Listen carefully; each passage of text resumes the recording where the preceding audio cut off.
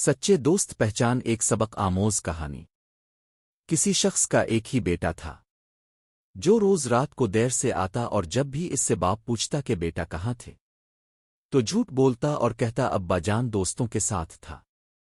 ایک دن بیٹا جب بہت زیادہ دیر سے آیا تو باپ نے کہا کہ بیٹا آج ہم آپ کے دوستوں سے ملنا چاہتے ہیں۔ بیٹے نے فوراً کہا ابا جان اس وقت ابھی تو رات کے 2 بجے ہی نون غوننا ایسا کرتے ہیں کہ کل چلتے ہیں۔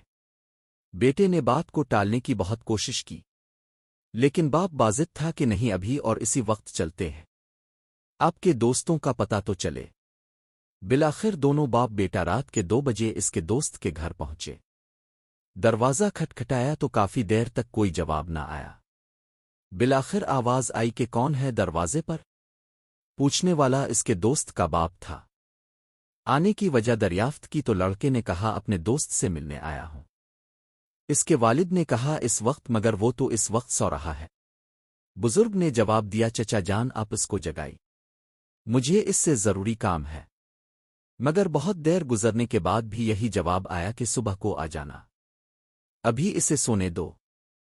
اب تو عزت کا معاملہ تھا، لڑکے نے ایمرجنسی اور اہم کام کا حوالہ دیا مگر آنا تو دور کی بات اس نے جھانکنا بھی گوارا نہ کیا۔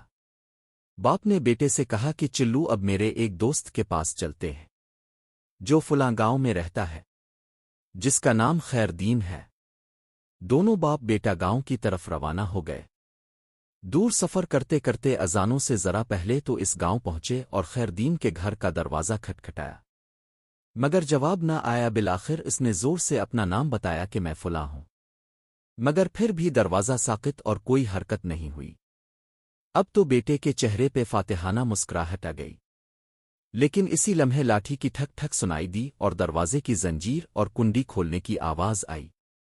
ایک بوڑھا شخص برآمد ہوا جس نے لپٹ کر اپنے دوست کو گلے لگایا اور بولا میرے دوست بہت معذرت، مجھے دیر اس لیے ہوئی کہ جب تم نے سال کے بعد میرا دروازہ رات گئے کھٹکھٹایا تو مجھے لگا کہ شاید تم کسی مصیبت میں ہو، اس لیے اپنے پاس جو پیسے جمع کیے تھے اس کو نکال کے لایا کہ شاید تم کو پیسوں کی ضرورت ہو۔ پھر اپنے بیٹے کو اٹھایا کہ شاید بندوں کی ضرورت ہوگی۔ پھر سوچا کہ شاید کوئی پنچایت ہوگی اور فیصلے کے لیے پگ کی ضرورت ہوگی، تو اس لیے اپنی پگ بھی لایا۔ اب سب کچھ تمہارے سامنے ہے، میرے دوست پہلے یہ بتاؤ کہ تم کو کس چیز کی ضرورت ہے۔ یہ سن کر بیٹے کی آنکھوں سے آنسو آ گئے کہ ابا جی کتنا سمجھاتے تھے کہ بیٹا دوست وہ نہیں ہوتا جو ہر چونک چرہے پر آپ کے ساتھ ہو، بلکہ دوست وہ ہوتا ہے جو آپ کے ہر دکھ درد میں ساتھ ہو۔ اسی لیے دوست کا نسلی